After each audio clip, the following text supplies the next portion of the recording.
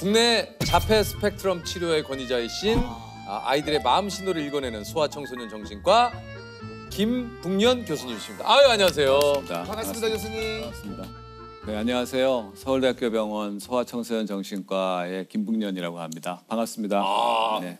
성함이 상당히 좀 독특하십니다. 네. 이게 복년만 돼도 조금 덜 독특한데 그렇죠. 북년은 네, 맞습니다. 그래서 처음 들으시는 분들의 반응이 일단 약간 놀라시고요. 예, 예. 네, 이러면서 그리고 두 번째는 본명이세요? 이런 분도 가끔 있습니다. 근데 이제 그렇게 해서 한번 입력이 잘 되시면 잊어먹지 않죠. 그다음에는 안 까먹으시고. 맞아요. 네. 이게 그 교수님이 국내 그 자폐 스펙트럼 장애 치료 권위자 중 한 분이라고 제가 소개를 드렸는데 이게 이제 실제로 교수님께 진료를 받으려면 2026년까지 기다려야 된다고. 예. 좀 죄송한 마음이고요. 2026년까지. 네. 2026년인데. 아직도 네. 이게 너무 오래 남았는데. 이게 이제 최근 드라마를 통해서 이제 자폐 스펙트럼 장애라는 그 단어가 이제 익숙해지긴 네, 맞아요, 했습니다만 맞아요. 확실하게 이게 어떤 건지 좀 설명을 해주시겠어요? 자폐 스펙트럼 장애는 이게 발달 과정에서 생기는 어려움인데요. 두 가지 있어야 할 것이 없고 한 가지 없어야 할 것이 있다라고 보시면 될 것 같아요. 그럼 두 가지는 뭐냐? 건강하게 발달돼야 될 이런 사회적인 관계 형성 능력. 그 두 번째는 이 말을 표현하는 거나 말을 듣고 이해하는 능력들의 발달이 많이 떨어집니다. 없어야 할 것이 있는 경우는 상당히 강박적인 행동들이 많이 있습니다. 빙빙 돈다든지 펄쩍펄쩍 뛴다든지 같은 장난감을 가지고 줄을 쫙 맞춘다든지 반복 행동과 반복 관심에 대한 그런 모습들 이런 것은 이제 없어야 할 것이 있는 거죠. 이게 이제 최근에 자폐 스펙트럼 장애가 늘고 있다라는 기사를 봤는데 실제로도 좀 그렇습니까? 2010년부터 2020년까지 10년 동안 한 3배에서 4배 정도 증가됐습니다. 그러니까 워낙에는 한 200명 중에 1명 정도인데 지금 이제 100명 중에 2명 내지 3명까지 보고 있거든요. 그래서 그 이유는 몇 가지가 있습니다. 이제 한 가지는 자폐 스펙트럼을 보는 눈이 좀 더 넓어졌어요. 광범해지면서. 네. 스펙트럼이라는 데 개념이 들어가게 되고 그러면서 고기능, 능력이 좋은 아이들 중에도 자폐 진단을 받는 경우도 있고요. 두 번째는 그 환경적인 요소들인 것 같아요. 실제로 환경 물질 중에 우리가 많이 쓰는 플라스틱 안에 들어가 있는 물질 중에 일부는 신경 발달의 여러 영향 중에 사회성 영역을 특히 좋지 않게 만드는 부분이 있습니다. 네. 그런 거에 많이 노출된 아이들, 또 꾸준히 노출된 아이들은 상대적으로 그런 위험성이 커지게 되는 거죠. 이게 좀 그 구체적인 그 치료법에는 어떤 것들이 좀 있을까요? 굉장히 다양한 치료가 이미 개발이 잘 돼 있고 이걸 아이의 특성에 맞게 어떻게 배치해 주느냐가 굉장히 중요합니다. 제가 본 사례가 하나 있는데요. 뭡니까? 30개월 정도 아이인데 그 어머니께서도 굉장히 걱정을 하시면서 말을 못한다는 거에 집중을 많이 하셨어요. 근데 그 아이는 음악이 나오면 그렇게 율동을 좋아하고 그래서 이 동요와 엄마와의 놀이를 같이 해주는 프로그램들이 있는데 거기에 어머니가 좀 참여하면서 아이가 엄마가 자기랑 함께 노는 그 경험들이 쌓여가니까 상호작용이 늘어나는 거예요. 엄마 눈도 많이 쳐다보고 엄마한테 안기고 싶어하고 엄마가 업어주고 안아주는 걸 좋아하고요. 그 단계를 올라선 다음에 엄마가 놀이 활동을 할 때 말을 해주고 어떤 언어적인 표현을 해주니까 그게 그 아이한테 금방 전달되고 그게 모방이 되고 언어로 나오는 겁니다. 그래서 우리가 아이의 고유한 발달 그 특성과 시간표를 존중해 주시라고 좀 말씀드리고 싶어요. ADHD라고 부르죠? 이런 ADHD 환자가 늘었습니다. 이 약간 이제 ADHD. 예. 요게 또 어떤 건지 좀 설명을 해주세요. 그거는 이제 자폐랑은 많이 다른데요. 네네. ADHD는 주의 조절, 그리고 행동 조절, 그리고 감정 조절. 이게 조절 능력이에요. 그러니까 인지나 사회성에는 크게 문제가 없는 경우가 많고요. 그래서 이제 이 조절 능력이 발달되는 과정이 뇌 발달의 그 트랙에 따르면 60개월부터 72개월 사이, 그리고 84개월. 그러니까 우리나라뿐만 아니라 전 세계가 초등학교 들어가는 연령을 만 7세로 하잖아요. 네. 그게 너무너무나 과거부터 경험적으로 쌓여진 겁니다. 네. 이 정도 되는 나이대 아이들이 조절 능력이 가미된 소통이 가능하다는 안 거예요. 그래서 그때 학교를 오픈한 거거든요.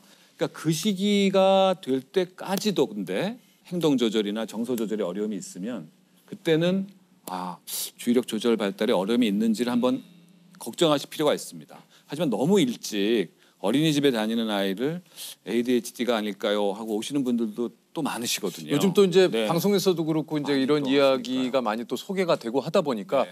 내 아이가 혹시 오히려 건강한 아이들이거든요. 그런 자기 욕구 표현을 마음껏 하고 굉장히 기질적으로도 활발한 기질을 갖고 있고 그런 아이들이 ADHD라고 의심받아서 어린이집에서 약간 소외당하거나 그러면 거기에 대해서 걔가 또 화가 나니까 어린이집 선생님이나 아이들한테 화를 내는 그러니까 또 더 ADHD스럽다라고 얘기 듣는 이런 악순환을 저는 빨리 끊어야 된다고 생각합니다. 물론 아주 극단적으로 일찍 발병한 애들이 있긴 있어요. 그건 전체 ADHD 1%도 안 됩니다.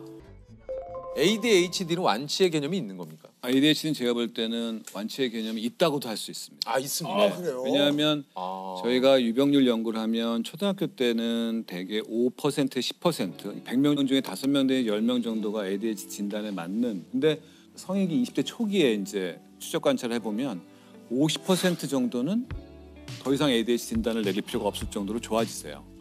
그럼 나머지 50%는 이라는 이제 질문이 나오는 거죠. 이제 성인 ADHD도 있다고 좀 얘기를 하셨기 때문에 내가 맞는지 아닌지 좀 의심해볼 만한 좀 증상들이 좀 있습니까? 네, 크게 봤을 때는 시간 관리에 어려움이 있는 반복적인 그런 특성이 있는 분들, 데드라인을 못 지키는 경우, 항상 늦는 경우, 뭔가 그것 때문에 상대방한테 또 본인한테 피해를 가는 시간 관리 문제가 반복해서 나타나는 경우. 두 번째는 분노 조절에 어려움이 있는 경우예요. 그러니까 욱하는 거. 네, 그 욱하는 문제 때문에 대인관계에서 갈등이 자꾸 생기고 본인 스스로가 굉장히 정서적으로 힘들어지시는 경우가 많습니다. 그래서 자기가 롤러코스터를 타는 것 같다는 얘기를 많이 하세요. 세 가지가 같이 이제 동반해서 나타난다면 ADHD 성향이 있을 수 있겠구나 하는 거를 느끼시면 좋고 그건 이제 하지만 거기서 끝나는 건 아니고요. 전문가와의 평가를 통해서 발달을 봐야 돼요. 최소한 초등학교 때부터 중학교, 고등학교를 거치면서 그런 조절 능력 발달이 꾸준히 문제가 있었다는 게 확인되면 그때는 진짜 어덜트 ADHD 가능성이 있으시겠네요라고 이제 우리가 도움을 드리게 되죠. 스스로가 그거에 대해서 너무 무서워하지 않아도 될 것 같아요. 가면 되잖아요, 병원에. 맞습니다. 그렇고요. 또 제가 볼 때 성인 ADHD 분들을 만나서 도움드리다 보면 오히려 이분들이 본인이 ADHD라는 진단을 받으면서 굉장히 아하 피노메논이 생겨요. 그래서 내가 그랬구나. 하는 걸 아시고 아하라고 하는 기쁨이 생기는 건데 그러니까 이분은 과거 동안에 초등학교 때부터 중학교, 고등학교 내내 엄청난 비난을 받고 사셨거든요. 내가 대체 왜 그런지를 모르니까. 그렇죠. 그러니까 되게 인간성의 문제라든지 게으른 녀석. 근데 그 문제가 이게 이런 거였어 하고 이게 교정 가능, 치료 가능하다고 느끼시면은 본인에 대한 어떤 자아의 프레임이 많이 바뀌세요. 근데 그게 첫 단계입니다. 제가 볼 때는 치료에 있어서. 이게 꼭 어덜트 ADHD 분들이 모두 다 약을 먹어야 된다고 생각하지 않아요. 저는 훈련이나 교육적인 걸 통해서 해결될 수도 있고 또는 셀프로 극복하는 경우도 있어요. 자기가 자기 관리를 열심히 함으로써 그래서 그 변화를 통해서 본인이 새로운 자아상을 갖도록 도와드리는 게 그 다음으로 이제 이어지는 거죠. 이게 또 이런 그 예를 들어 얘기하시니까 또 이해가 됩니다. 본인도 스스로 나아지고 싶고 고치고 싶은데 내가 왜 그런지를 잘 몰랐는데 그렇죠. 10대가 되면 이제 보통 그 사춘기라는 거가 네. 오지 않습니까? 이제 가만히 두면 버릇없는 아이가 될까 걱정이고 그렇다고 이제 너무 제어하려고 그러면은 이게 또 엇나갈까 봐 걱정이고 이거 좀 어떻게 부모님들이 아이를 대하는 게 좋을까요? 그 청소년기 아이들과의 만남이 가장 어려운 것 같아요. 저 같은 경우도 제일 힘들었던 강의는 중학생들을 대상으로 한 강의였어요. 아무도 저를 쳐다봐주지 않더라고요. 일단 듣는 자세가 뭐 서울대병원에서 왔다니까 뭐 얼굴이나 보자. 그런데 이름이 뭐라고? 김북년? 야 이름이 내 이름 갖고 얘기하고 있어 자기들끼리. 강의는 시작을 못하겠네. 그래서 내가 학생 여러분 강의를 할 거니까 조금만 조용해 주세요 했더니 야 김북년이 뭐라고 한단 말이야. 그래서 중학교 2, 3학년 아이들이 그때 이제 한 80명 정도 됐었거든요. 그 강의를 하고 난 다음에 제가 정말 너무 많이 땀이 나가지고요. 막 힘들어하는데 선생님이 들어오시더라고요. 옆에 그 생활지도 선생님이 그러면서 마이크를 딱 붙잡으시더니 야 이 자식들아 여기 어렵게 모신 선생님이 지금 강의할 애들이 그때부터 조용해 아무 말도 안 해요. 진짜 움직이지도 않고 그리고 제 강의 시작하고 30분 있다 다 자더라고요. 그래서 이게 정말 힘들구나 하는 걸 느꼈는데 이게 항상 그 패턴이에요. 저는 그 학생 시절을 떠올려 봤어요. 저도요. 그렇죠. 서울대학교에서 김북년 선생님이 왔다? 김북년? 뭐야 이러면서 일단 이거 갖고 좀 김북년? 잘못 들은 거 아니지? 너무 많이 그러니까 예를 들면 내가 이제 몰입한 거죠. 네네. 거기 학생이 됐을 때는 이제 나 같으면은 그런 얘기를 하다가 시간이 다 가는 거예요. 시간이 다 가는 거죠. 제가 왜 그런지 설명을 드릴게요. 청소년기 때 왜 그런 겁니까? 두 가지 변화 때문에 그래요. 첫째, 전두엽이 가지치기라는 현상이 생겨요. 전두엽이라는 게 바로 그런 상황에 대해서 인식하고 어떻게 반응해야 될지를 조절하는 능력을 담당하는 부위예요. 근데 그게 막 흔들리는 거예요. 여자애들은 초6부터 중2 정도까지고요. 남자애들은 중1 때부터 고등학교 한 2학년까지 그래요. 고1, 고2까지. 그래서 그 시기 때가 가장 극심한 조절 능력의 어려움이 있기 때문에 그런 게 있고요. 두 번째가 편도액이라고 하는 우리 뇌의 가장 아랫부위가 있는데요. 남성 호르몬이 그걸 엄청나게 자극해요. 그 편도액이 자극되면 무슨 일이 생기냐? 그냥 떠오르는 분노와 불안과 공포, 이게 뒤섞인 감정들이 계속 자극받아요. 그래서 위에서 조절하는 거는 기능이 떨어져 있고 밑으로 올라오는 예민성은 확 증가되어 있는 상태이기 때문에 통제를 가한다는 것이 잘못된 통제를 가하면 조절 기능이 더 무너질 수도 있어요. 아유 어떻게 해야 되나. 거기에 동시에 이거 뭐 거기에 하나 더 있습니다. 거기 뭐예요? 또래 간의 상호작용이에요. 상호작용. 청소년기 그거 크죠. 때부터는 가족을 벗어나려고 그거 그러고 커요. 또래 친구들의 중심에 맞아요. 서고 싶어요. 그러니까 그 또래 친구들에서 들어오는 자극들이 그걸 더 reinforce, 강화시켜요. 그러니까 이제 80명을 모아놓으면 그런 일이 생기는 거예요. 만약에 1대1로 걔를 만났으면 그렇지 않죠. 제가 그 아이랑 걔한테 맞춰주고 그렇지 뭐에 관심 있는지를 알므로써 2시간 동안 충분히 대화를 했을 거예요. 근데 80명 아이들 앞에서는 제가 그걸 못하는 거예요. 그렇죠. 아니면 그 친구들과 같이 노는 건 어떻습니까? 그렇죠. 거기서 나오는 게 그거예요. 만약에 제가 그때 조세호 씨처럼 훌륭한 연예인의 기질이 있었으면은 자 음악 틀어주세요 했을지 몰라요. 자 나와. 야 놀자. 그렇지. 야, 왜 나만 나와 했어요? 야 춤이나 추자 한번. 왜 나만 무대에 있냐 이거. 야 다 나와. 그래서 무대에서 같이 놀 수 있는 거예요. 한 20분 정도는. 아 봉정 교수님 재밌으신데. 아니, 그냥- 야 다 나와. 그러니까 그게 낫다는 거죠 진짜로. 근데 제가 그런 능력이 없어요. 그러니까 그랬으면 유튜브 나오셨을 거예요. 아이들이 동영상 찍어갖고 근데 만약에 그 아마 유튜브 교수님이- 제목은 또라이였을 겁니다. 교수님이 그렇게 하셨으면 학교에서는 저 교수님 지금 뭐 하시는 겁니까?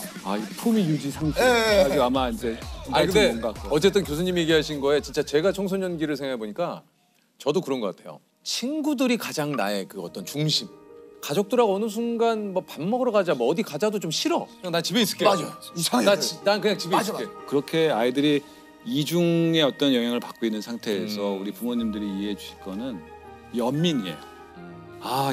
네가 힘들구나. 네가 감정의 파도 속에서 여기저기서 많이 힘들어하고 가족들한테 네가 이렇게 불손하게 대하는 거, 태도. 그런 맥락에서 생긴 거구나 하는 걸 딱 이해하시게 되면 연민으로 바라보게 돼요. 그리고 맞아요. 더 이상 태도 갖고 혼내지 않아요.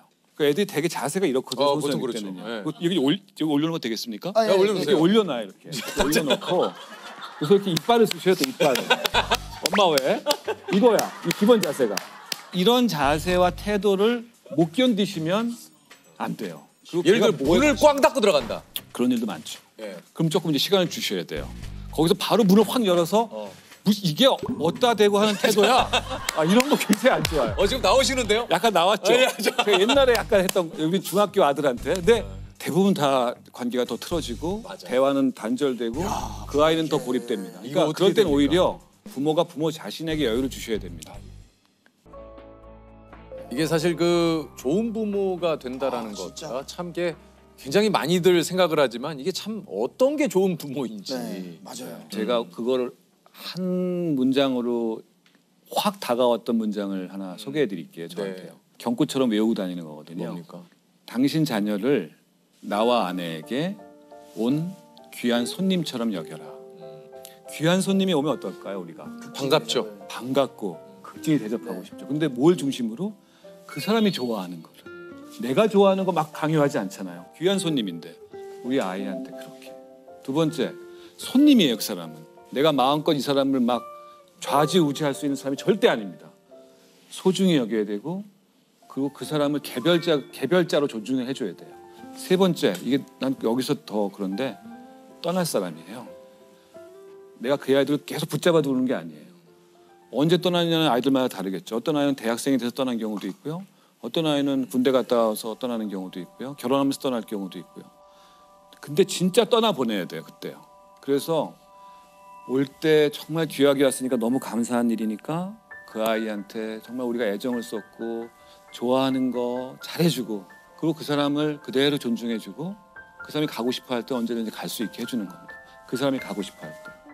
이 문장이 아무런 설명이 없었어요. 그냥 이렇게 경고처럼 떡 적혀 있는데 한 번 쓱 보고 나서 느낌이 확 왔습니다. 그래서 많이 떠올리면서 사는 말 중에 하나여서 오늘 이렇게만 하면은 뭐 진짜 좋은 부모가 안 될래야 안 될 수가 없죠.